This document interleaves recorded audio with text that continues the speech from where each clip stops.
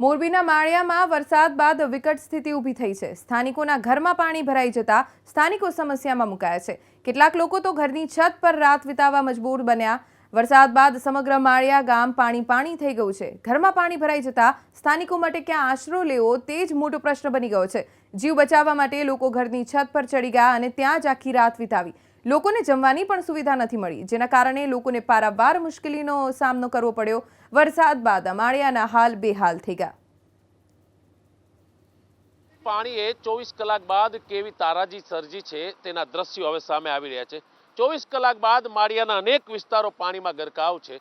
જ્યાં જુઓ ત્યાં ઘૂંટણ અને કેડસમાં પાણી છે। આ માળિયાની બહારનો વિસ્તાર છે કે જ્યાં લોકો પોતાનો જીવ બચાવતો ભાગી છૂટ્યા, પણ જે ઘરવખરી હતો, જે સામાન હતો, તે આજે પણ તેમને તેમ છે। કહેવાય છે કે લાખો રૂપિયાનું નુકસાન કહી શકાય કે અનેક ઘરોમાં, અનેક દુકાનોમાં થઈ જાય અને અનેક એવા વિસ્તારો છે જે પાણીમાં ગરકાવ થયા છે। ખાસ કરીને જે રીતના સ્થિતિ બની છે, લોકોનું કેવું છે કે અચાનક પાણી આવ્યું, તેથી લોકોને પોતાનો જીવ બચાવવાનો હતો અને તે કારણોસર લોકો અહીંથી પોતાનો જીવ બચાવવા નાસ્યા।